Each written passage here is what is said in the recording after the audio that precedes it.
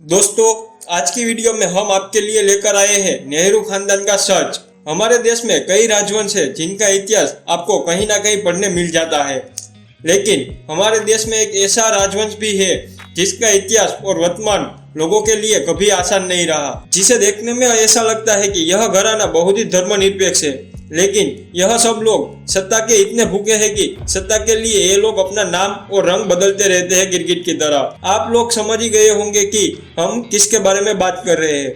जी हाँ दोस्तों, हम बात कर रहे हैं नेहरू खानदान के बारे में, जिन्होंने कई साल तक जनता को बेवकूफ बना कर रखा। आज हम आपको बताते हैं नेहरू खानदान के कुछ काले सच जो शायद आपको ना पता हो। क्या आप जानते हैं कि नेहरू खानदान गयासुद्दीन गाजी की तरफ से निकला हुआ खानदान है? जी हाँ दोस्तों, न्यूज रिपोर्ट के अनुसार यह पता चला है कि गंगाधर असल में एक सुन्नी मुसलमान थे। उसका असली नाम गयासुद्दीन गाजी है। तो अब आप सोच रहे होंगे कि यह गंगाधर कौन है। तो दोस्तों, हम बात कर रहे हैं नेहरू खानदान के जन्मदाता जिसका नाम गंगाधर नेहरू है। लेकिन क्या गंगाधर नेहरू उसका असली नाम है? आइए पूरा सच जानते हैं हमारे इस वीडियो में। नेहरू खानदान की शुरुआत होती है गंगाधर नेहरू यानी कि मोतीलाल नेहरू के पिता से। नेहरू नाम बाद में मोतीलाल ने खुद लगाया। उसका शाब्दिक अर्थ होता है नहर वाले। नहीं तो उसका असली नाम होना चाहिए था मोतीलाल घर, लेकिन जैसा कि इस खानदान को नाम बदलने की आदत थी, उसके मुताबिक उनका नाम बदला गया। दरअसल नेहरू ने अपनी आत्मकथा में लिखा है कि उनके दादा यानी कि मोतीलाल के पिता गंगाधर थे। ठीक वैसे ही नेहरू की बहन कृष्णा हठी सिंह ने लिखा है कि उनके दादा मुगल सल्तनत के नगर में कोटवाल थे। इतिहासकारों ने जब इस बात पर रिसर्च किया तो मालूम पड़ा कि बहादुर शाह के समय में कोई भी हिंदू इतने महत्वपूर्ण ओहदे पर नहीं था। और गहराई से रिसर्च करने पर मालूम पड़ा कि दो हिंदू कोटवाल थे जिनका नाम भाव सिंह और काशीनाथ था, जो लाहौरी गेट दिल्ली में तैनात थे। लेकिन गंगाधर नाम का शख्स पूरे रिकॉर्ड में कहीं नहीं मिला, क्योंकि गंगाधर नाम बाद में अंग्रेजों के डर से बदल लिया था। उसका असली नाम गयासुद्दीन गाजी था। जब अंग्रेजों ने दिल्ली को लगभग जीत लिया था, तब मुगलों और मुसलमान के द्वारा विद्रोह के डर से उन्होंने दिल्ली के सारे हिंदू और मुसलमान को शहर से बाहर कर दिया।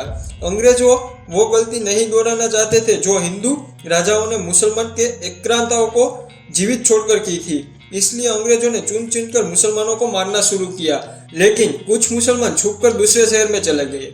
उसी तरह से यह परिवार भी आगरा की तरफ चला गया।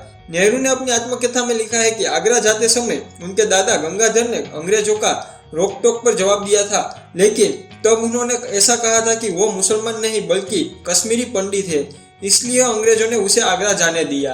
अपनी पुस्तक द नेहरू डायनेस्टी में लेखक के.एन. राव लिखते हैं कि जवाहर नेहरू मोतीलाल नेहरू के पुत्र थे। मोतीलाल के पिता का नाम गंगाधर था। यह तो हम सब जानते हैं कि जवाहर की एक पुत्री भी थी जिसका नाम इंदिरा प्रियदर्शनी नेहरू था, और कमला नेहरू उसकी माता थी। कमला नेहरू पहले से ही इंदिरा संग फिरोज से विवाह के खिलाफ थी। आखिर क्यों? लेकिन यह फिरोज गांधी कौन था? फिरोज गांधी उस व्यापारी का बेटा था जो आनंद भवन में घरेलू सामान और शराब पहुंचाने का काम करता था। आनंद भवन का असली नाम था इशरत मंजिल, और उस मंजिल के मालिक थे मुबारक अली। मोतीलाल नेहरू पहले उन्हीं के यहाँ काम करते थे। खैर, हम सभी जानते हैं कि राजीव गांधी के नाना का नाम जवाहरलाल नेहरू था। क्या आप जानते हैं कि राजीव गांधी के दादा का नाम क्या था? हम आपको बता दें कि राजीव गांधी के दादा का नाम नवाब खान था, जिसका मूल निवास जूनागढ़ गुजरात में था। नवाब खान ने पारसी महिला से शादी की और उसे मुस्लिम बना दिया।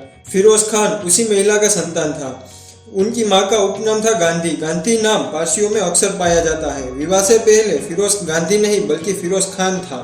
कमला नेहरू के असली विरोध का कारण भी यही था। जी हाँ दोस्तों, राजीव गांधी पहले पारसी ही थे। शांति निकेतन स्कूल में पढ़ते समय रविंद्रनाथ टैगोर ने इंदिरा गांधी को अनुचित व्यवहार के लिए स्कूल से बाहर कर दिया। इसी बात का फायदा फिरोज खान ने उठाया और इंदिरा गांधी को बहला फुसलाकर उसका धर्म परिवर्तन करवा दिया। लंदन की एक मस्जिद में शादी कर ली और उसका नाम बदल कर रख दिया मेमुना बेगम। जब यह बात नेहरू को पता चली तो वो काफी लाल पीले हुए। जब यह खबर मोहनदास करमचंद गांधी को मिली तब उन्हें नेहरू को बुलाकर समझाया। राजनीतिक छवियों के खातिर फिरोज खान को मनाया गया और कहा कि वो अपना नाम गांधी रखे। यह एक आसान काम था, धर्म बदलने की बजाय नाम बदला जाए। तो इसी तरह फिरोज खान बन गए फिरोज गांधी। लेकिन सत्य बोलना ऐसा कहने वाले गांधी जी ने भी इस बात का कभी जिक्र नहीं किया। फिर भी लोग उसे महात्मा कहने लगे। फिर बाद में फिरोज और इंदिरा को भारत बुलाकर जनता के सामने दिखावे के लिए एक बार फिर से शादी करवाई। तो दोस्तों आज की इस पार्ट 1 की वीडियो में बस इतना ही। मिलते हैं अगले वीडियो में जिसमें हम राजीव गांधी और राहुल गांधी के बारे में बात करेंगे।